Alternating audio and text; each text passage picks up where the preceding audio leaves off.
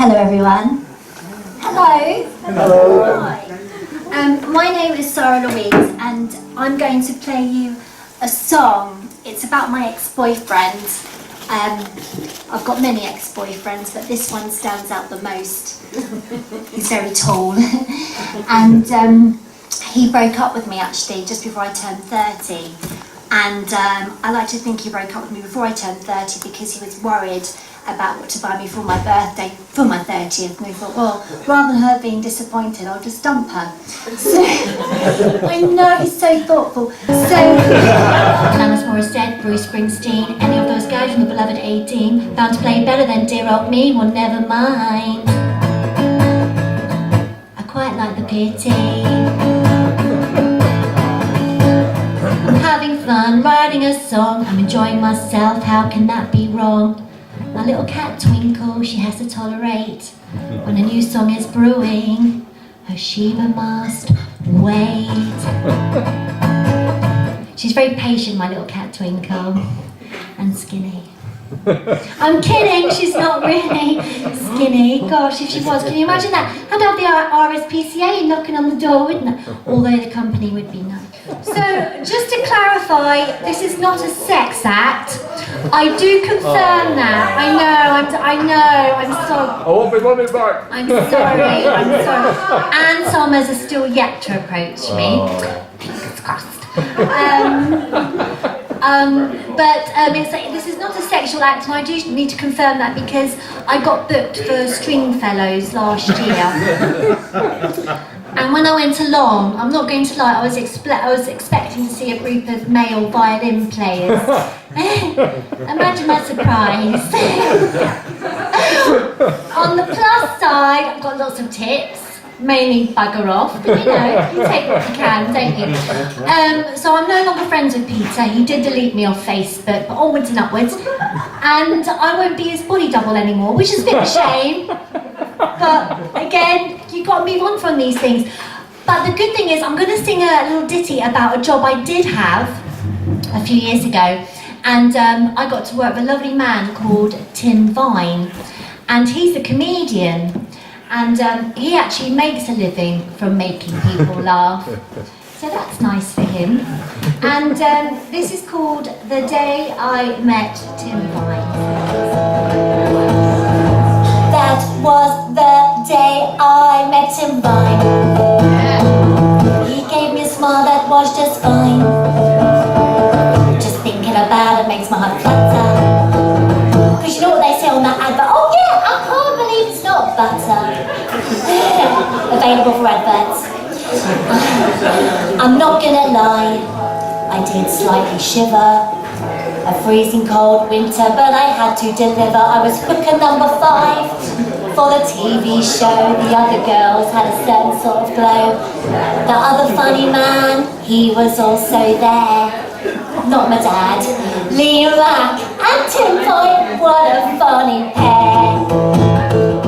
Now, this is about a boy that I went out. Well, I say boy, he was 43 to my 29 years at the time. And he broke up with me. And at the time I wrote lots of words down, mainly because I don't want to swear out loud. And then last year I put some of the nicer words into a song. I was reflecting a lot, as you do. I was surrounded by mirrors, I do love a fair.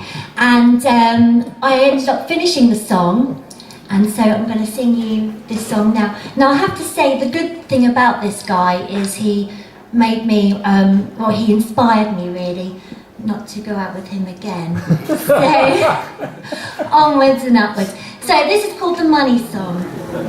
It doesn't bother me, I'm single at 30, I think I'm gonna be alright. My previous guy liked to split the bill on date night. I'm not joking, his eyes lit up when he saw the bill was itemised. It was like a Christmas tree. But he was a prick, so,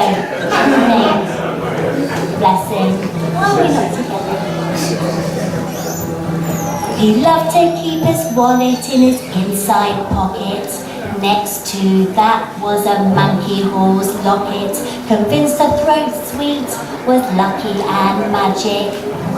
Treating me to dinner for him seemed tragic.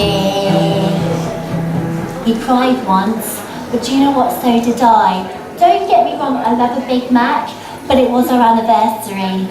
I mean, if we'd gone to Nando's, it wouldn't be so bad, because they don't do drive-thrus in Nando's, do they? No. I'm such a complainer, I would say.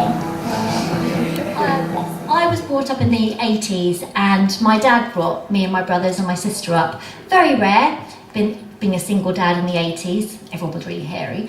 And I got quite concerned about my dad because every day a different lady would arrive at the door, and I thought my dad was seeing prostitutes. Thankfully he wasn't. No, he was actually recruiting a lovely lady to look after us, so he could go back to work, pay for us to have haircuts, and we'd live happily ever after. So, and this is a little ditty I wrote about that. So here we go. My dad is the reason for this song. He inspired me, although it seems wrong. A ladies' man who's also funny, helping us kids to find a new mummy. Lacy tights and a ruby smile. Angela stopped the night she ran a mile. It wasn't as richly to get away. I guess she'd hoped my dad had been gay. Donna, she was a catch. Dad showed her off at the cricket match. All the players dead with envy green. Dad felt like the new Charlie Sheen. Probably best not to brag about that now. I mean, they're sharing love, isn't there? Not quite what you want on Valentine's Day, is it, Graham? I get work from these gigs, although I have to say, the jewellers, H. Samuel, did approach me. They saw me performing one night, and they asked me if I would like to be part of their quirky jewellery section. And I had to explain this was a guitar, not a necklace. So I'm going to sing you what I would call a ballad. Now, I was going to pitch this song to One Direction, but obviously they've split up. So maybe I'll put it to Little Mix, we'll see. Now, I wrote this song last year. I was in quite a dark place, actually. I forgot to turn the light on.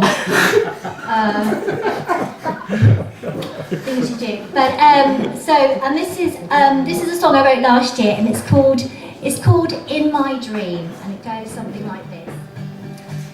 There's no point ignoring him, he probably does know the things I've been dreaming, they're all just for show. Nothing is real in my head, I must stop feeling mad. I'm his girl at the end of the day, and I'm lovely, and that I must add. Oh. And I find if that doesn't work, I've got an account with Vistaprint, so there's cutouts of me all over the house, so just to remind him.